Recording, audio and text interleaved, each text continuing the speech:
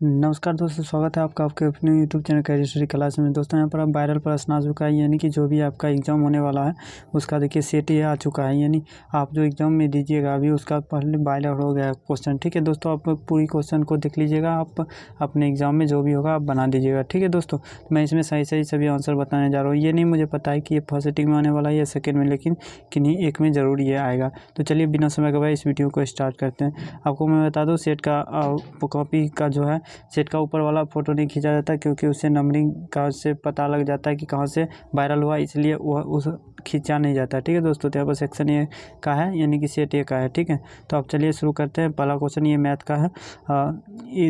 यदि एक घनाभ की लंबाई, चौड़ाई और ऊंचाई कम से 10, 8 सेंटीमीटर, 6 सेंटीमीटर है, तो इसका कब विकर्ण हो जाएगा। तो दोस्तों इसे आप निकालिएगा, तो ये इसका सही आंसर जो है ऑप्शन नंबर ए हो जाएगा दोस्तों। तो ऑप्शन नंबर ए सही हो जाएगा आपका। उसके बाद देखिए दूसरा प्रश्न है, यदि किसी घटना की संभावना P है तो इसके पूरक घटना की संभावना होगी। तो पूरक घटना जो होगा अब निकालने के बाद ऑप्शन नंबर डी आ जाएगा आपको। तो ऑप्शन नंबर इसका डी सही हो जाएगा। उसके बाद देखिए तीसरा प्रश्न है, आंकड़े इतना इतना इतना का परिसर है। तो परिसर कैसे निकलता है, बड़ी संख्या और छोटी संख्या को घटाकर। तो इसे आप घटाने पर यहाँ पर आपको निकल जाएगा ऑप्शन नंबर डी 69 निकल जाएगा। उसके बाद देखिए चौथा प्रश्न है, यदि किसी घन, मैं तेज़ी में इसलिए बता रहा हूँ क्योंकि आपका एग्जाम होगा और जल्द से जल्द आप अच्छी तरीके से वीडियो को देख ले, ताकि आपको याद रहेगा। जो भी आप 100 में से मैं 100 बताऊँगा और आप 50 में से टिक कर दीजिएगा, तो आपका सही हो जाएगा। ठीक है दोस्तों, तो इसलिए मैं थोड़ा सा फास्ट बता रहा हूँ, उसके लिए माफ़ी चाहता हूँ। चौथा प्रश्न है दोस्तों, यदि किसी घन का प्रत्येक किनारा L इकाई हो तो इसका संपूर्ण पृष्ठ क्षेत्रफल होगा। तो दोस्तों घन का जो क्षेत्रफल होता है 6a स्क्वायर, यानी कि भुजा स्क्वायर होता है। इसका सही आंसर ऑप्शन नंबर बी हो जाएगा 6l स्क्वायर। उसके बाद देखिए आपका पाँचवा प्रश्न है, आंकड़े 5, 4, 13, 9, 8, 8, 9, 8, 9, 9, 9, 11, 14 में बहुलक है। तो बहुलक का मतलब होता है यानी कि जो ज़्यादा बार इसमें आ रहा है। तो इसका सही आंसर ऑप्शन नंबर बी हो जाएगा 9। उसके बाद देखिए छठा प्रश्न, निम्नलिखित में कौन केंद्रीय प्रवृत्ति की माप नहीं है। तो केंद्रीय प्रवृत्ति की माप जो है इसमें मानक विचलन नहीं है। तो इसका सही आंसर ऑप्शन नंबर डी हो जाएगा। उसके बाद देखिए मैं आपको बता दूं, अगर आपका सेट दूसरा होगा ए के अलावा तो आपको क्वेश्चन यही रहेंगे, लेकिन सिर्फ इधर उधर दिया रहेगा, उसमें आप ध्यान दीजिएगा। ठीक है, ये सातवां प्रश्न, निश्चित घटना की प्रायिकता। निश्चित घटना की प्रायिकता जो होती है 1 होती है। तो ऑप्शन नंबर इसका सी सही हो जाएगा, ए 1। उसके बाद देखिए आठवां प्रश्न, तो यदि एक शंकु की त्रिज्या 14 सेंटीमीटर और इसकी त्रिज्या को चाहे 15 है हो, तो शंकु का संपूर्ण पृष्ठ क्षेत्रफल होगा। संपूर्ण पृष्ठ क्षेत्रफल निकालने के बाद ऑप्शन नंबर बी सही हो जाएगा 660 सेंटीमीटर स्क्वायर। उसके बाद देखिए नौवां प्रश्न है, दो वृत्तों के परिधियों का अनुपात 3 और 4 है, तो उनकी क्षेत्रफलों का अनुपात होगा। दोस्तों जब भी आपको ये दिया रहे तो आप देख सकते हैं 3 का जो है स्क्वायर क्या हो जाएगा 9 और 4 का 16। तो ऑप्शन नंबर डी से हो जाएगा। ठीक है, उसके बाद देखिए 10वां प्रश्न है, दी गई आकृति में ACD एक समांतर चतुर्भुज है, कोण ACB की माप होगी। तो कोण ACB यानी कि ये 55 है, तो ये भी 55 हो जाएगा। तो आपको इसे जोड़ने के बाद 125 यानी कि इसका भी ऑप्शन नंबर बी से हो जाएगा 55। ठीक है, उसके बाद देखिए 11वां प्रश्न है दोस्तों, यदि कोण P डिग्री त्रिज्या r वाले वृत्त के त्रिज्याखंड कोण हो तो त्रिज्याखंड का क्षेत्रफल होता है थीटा बटे 360, यानी कि पाई स्क्वायर P। ठीक है, 360 ऑप्शन नंबर बी से हो जाएगा। उसके बाद देखिए 12वां प्रश्न है, किसी त्रिभुज के दो कोणों का योग तीसरे कोण के बराबर है, तो यदि दो कोणों का अंतर 50 डिग्री है तो इसका हो जाएगा ऑप्शन नंबर ए से हो जाएगा। ठीक है दोस्तों आप अपने दोस्तों के साथ भी शेयर कर दें ताकि उनको भी इस वीडियो से हेल्प हो सके। तो चलिए दोस्तों 13वां प्रश्न है, दिए गए त्रिभुज EFG में इतना इतना इतना, तो इसका जो है कौन पूछ रहा है EL। ठीक है, तो EL जो होगा 2.4 हो जाएगा। तो ऑप्शन नंबर बी से हो जाएगा।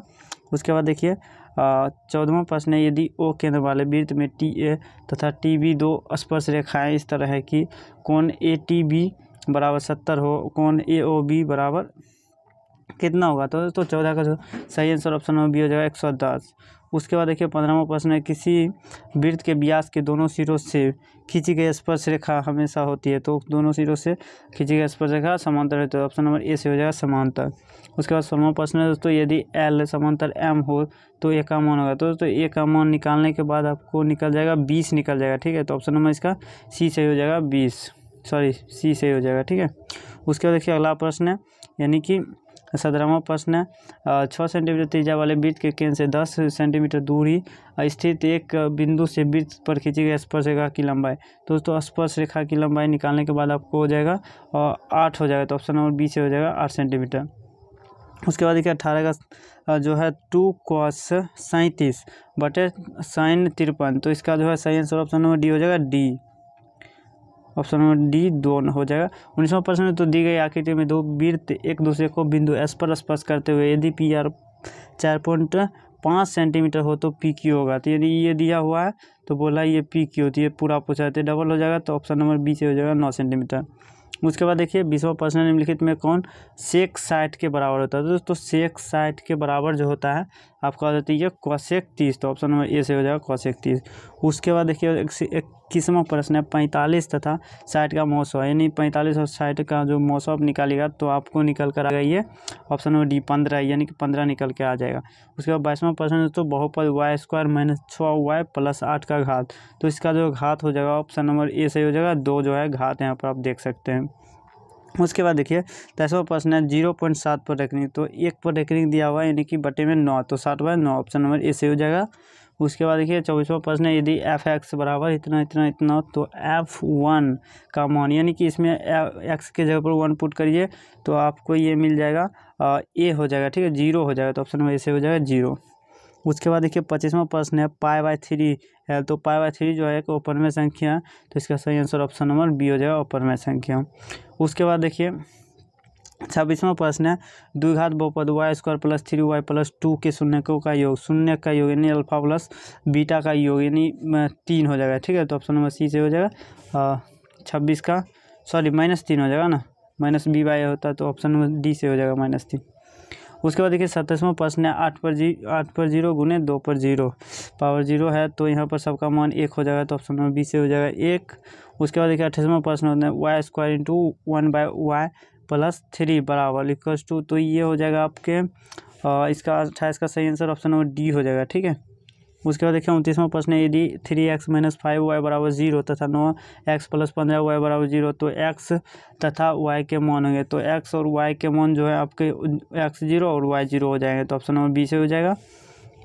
उसके बाद देखिए 30वां प्रश्न समांतर श्रेणी 3/4 5/4 7/4 एवं 9/4 का सारवंतर है, तो दोनों का जो सारवंतर आपको निकालने के बाद 1/2 निकल जाएगा, तो 30 का सी आंसर हो जाएगा।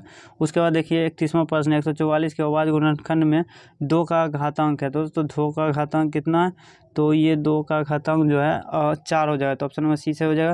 दोस्तों मैं आपसे रिक्वेस्ट करता हूँ कि आप वीडियो को शेयर जरूर कीजिएगा दोस्तों, और चैनल को सब्सक्राइब कर लीजिए ताकि इस प्रकार से आपको वीडियो मिलता रहे।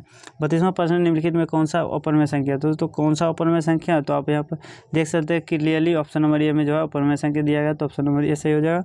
उसके बाद 33वां प्रश्न निम्नलिखित में कौन सा अभाज्य संख्या है, तो अभाज्य संख्या जो है ये हो जाएगा ऑप्शन नंबर सी, 33 का सी हो जाएगा 41 जो है एक अभाज्य संख्या। उसके बाद 34वां प्रश्न है 2 लगातार संख्याओं का मौसम है, तो 2 लगातार संख्याओं का मौसम होता है 2 होता है, तो ऑप्शन नंबर बी से हो जाएगा। उसके बाद 35वां प्रश्न निम्नलिखित में कौन सा परमेय संख्या है, तो यहाँ पर आप देख सकते हैं 1 का 1 निकल जाएगा और 144 का 12, तो ये परमेय संख्या हो जाएगा, तो ऑप्शन नंबर ए से हो जाएगा। उसके बाद 36वां प्रश्न है किसी पूर्णांक p के लिए प्रत्येक समपूर्णांक का रूप है, तो ये जो है 2p, ठीक है, ये दिया हुआ है, ऑप्शन नंबर डी से हो जाएगा। उसके बाद देखिए 37वां प्रश्न है निम्नलिखित में किसका दशमलव प्रसार अशांत है, यानी कि ये 0 है 0, यानी कि ये सब सही है, इसका सही आंसर ऑप्शन नंबर बी हो जाएगा, यानी कि अशांत पूछा है तो ऑप्शन नंबर बी से ही हो जाएगा। उसके बाद 38वां प्रश्न है बहुपद 5y² - 14y + 8 के शून्यकों का योग है, तो ये इसका योग कितना हो जाएगा 38 का जो है सी हो जाएगा 14/5। उसके बाद देखिए 39वां प्रश्न एक व शून्य परमेय और अपरमेय संख्या का गुणनफल होगा, शून्य परमेय और अपरमेय संख्या हमेशा अपरमेय होगा, तो ऑप्शन नंबर बी से हो जाएगा हमेशा अपरमेय। उसके बाद देखिए 40वां प्रश्न है बहुपद x² - 11 के शून्यक है, तो ये जो हो जाएगा √10 प्लस और -11, तो ऑप्शन नंबर डी से हो जाएगा। उसके बाद 41वां प्रश्न है दी गई आकृति में BOC वृत्त का व्यास है तथा AB = AC, तो कोण ABC होगा, तो दोस्तों कोण ABC जो होगा आपका हो जाएगा ये ऑप्शन नंबर बी से हो जाएगा 60 डिग्री। उसके बाद देखिए 42वां प्रश्न है यदि डी एक वृत्त का व्यास हो तो उसका क्षेत्रफल होगा, तो दोस्तों उसका क्षेत्रफल जो होगा ये हो जाएगा आपका ऑप्शन नंबर ए से हो जाएगा πr² होता है, तो यहाँ पर डी है व्यास, तो इसका हो जाएगा πd², ठीक है, सॉरी πr² होता है त्रिज्या, तो ये हो जाएगा ऑप्शन नंबर इसका बी से हो जाएगा, ठीक है। उसके बाद देखिए 43वां प्रश्न है त्रिभुज ABC में बिंदु D और E क्रमशः भुजाओं AB और AC पर इस प्रकार है कि AE समांतर BC, यदि AD/1/2 तो AC = 70 सेंटीमीटर, तो EC बराबर तो दोस्तों EC बराबर जो है 18 सेंटीमीटर, ऑप्शन नंबर बी से हो जाएगा 18 सेंटीमीटर। उसके बाद देखिए 44वां प्रश्न है r त्रिज्या वाले गोले का आयतन, तो गोला का आयतन होता है 4/3 पायर क्यू, तो ऑप्शन नंबर ए से हो जाएगा 4/3 पायर क्यू। उसके बाद 45वां प्रश्न है दो खंबे 13 मीटर और 7 मीटर ऊंचे समतल जमीन पर ऊर्ध्वाधर खड़े हैं, तो यदि उनके पादों के बीच की दूरी 8 मीटर है तो उनके सिरों के बीच की दूरी निकाले, तो ये निकल जाएगा आपका 45 का 10 मीटर, तो ऑप्शन नंबर ए से हो जाएगा 10 मीटर। और देखिए 46 में थोड़ा सा डाउट है तो आप देख लीजिएगा, ठीक है, इसलिए मैं नहीं बता रहा हूँ। आगे और क्वेश्चन है तो उसे आप देख लीजिए, कोई दिक्कत नहीं है। 16 का मिलान चित्र, तो मिलान चित्र पूछा रहा है, रोमन नहीं पूछा जा रहा है, इसमें नहीं लगाना, तो ऑप्शन 20 से हो जाएगा 15 और 16, ठीक है। उसके बाद देखिए 48वां प्रश्न है यदि 0 से बड़ा होगा 0 डिग्री से बड़ा होगा 0 और उससे बड़ा होगा 90 डिग्री एवं साइन थीटा बराबर y, तो cos थीटा का मान होगा, तो दोस्तों cos थीटा का मान जो है निकालने के बाद आपको c नंबर मिल जाएगा √1/y²। उसका 49वां प्रश्न है किसका यह कथन है दो समान कोणिक त्रिभुजों की उसकी संगत भुजाओं अनुपात सदैव समान रहता है, तो ये जो है थेल्स प्रमेय का कथन है, तो ऑप्शन नंबर बी से हो जाएगा थेल्स। उसके बाद 50वां प्रश्न है यदि एक वृत्त का परिधि 132 सेंटीमीटर हो तो उसकी त्रिज्या होगी, तो दोस्तों उसकी त्रिज्या आप निकालने के बाद 21 सेंटीमीटर निकलेगा, तो ऑप्शन नंबर डी से हो जाएगा। उसके बाद 51वां प्रश्न है द्विघात समीकरण x² - 15x + 50 = 0 तो विकिकर होगा, तो दोस्तों ये जो होगा ये हो जाएगा 51 का सही आंसर, ऑप्शन नंबर ए हो जाएगा 25 हो जाएगा, ठीक है।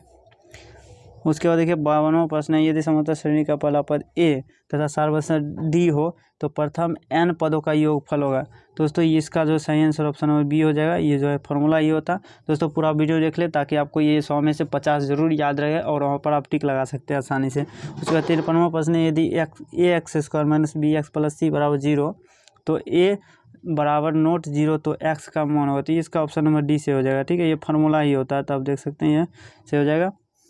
उसके बाद देखिए 54वां प्रश्न यदि समांतर श्रेणी का वह पद an 9 - 5n है तो a7, तो a7 बोला तो ये निकालने के बाद आपको मिल जाएगा -24, तो ऑप्शन नंबर बी से हो जाएगा -24। उसके बाद 55वां प्रश्न है cosec² थीटा -1, तो ये होता है किसके बराबर होता है, तो ये जो हो जाता है आपका cot² के बराबर, तो ऑप्शन नंबर बी हो जाएगा। उसके बाद 56वां प्रश्न है sec 90 - थीटा, तो sec 90 - थीटा जो होता है ये cosec थीटा के बराबर, तो ऑप्शन नंबर सी हो जाएगा। उसके बाद 57वां प्रश्न है बिंदु -12 - 18 का भुज है, तो भुज देखिए पहले वाले को भुज कहते हैं, दूसरे वाले को कोटि, तो भुज आप लोग का -12 हो जाएगा और कोटि -18। 58वां प्रश्न है दोस्तों tan 50 डिग्री प्लस cot 40 बराबर होगा, तो tan 50 और cot 40 जो है किसके बराबर हो जाए, तो 1 के बराबर, तो ऑप्शन नंबर ए से हो जाएगा। दोनों में से चेंज कर दीजिए एक का। उसके बाद देखिए 59वां प्रश्न है बिंदुएं 4 और -4 दोनों अवस्थित है, कौन कहाँ में अवस्थित है, तो y अक्ष के दोनों हो, तो ऑप्शन नंबर डी सही हो जाएगा। उसके बाद देखिए 60वां प्रश्न है cos a Guna tan a, तो cos a और tan a हो जाएगा sin a के बराबर, ठीक है। एक तो पलट दीजिएगा तो आप देख सकते हैं sin a के बराबर, ऑप्शन नंबर बी से हो जाएगा 60 का। उसके बाद देखिए 61वां प्रश्न है समांतर श्रेणी 25 20 15 यानी पर 7 सार्वंतर 5 दिया हुआ, तो निकालने के बाद ये देखिए पहला ऋण हो जाएगा 8वां पद हो जाएगा, पहला ऋण पूछा जा रहा, तो 61 का सही आंसर 8वां पद हो जाएगा। उसके बाद देखिए 62वां प्रश्न है निम्नलिखित में कौन सा समांतर श्रेणी में नहीं है, तो कौन सा नहीं है पूछा जा रहा है, ठीक है। तो नहीं है तो ये हो जाएगा आपका कौन सा नहीं है, तो ऑप्शन नंबर इसका सही हो जाएगा, ऑप्शन नंबर सी हो जाएगा, ठीक है। इसका ऑप्शन नंबर सी सही हो जाएगा, नहीं है। उसके बाद देखिए 33वां प्रश्न है एक्स अक्ष से बिंदु क्यू 3 6 की दूरी है, तो ये जो होगा इसका सही ऑप्शन नंबर डी हो जाएगा 3√5 इकाई।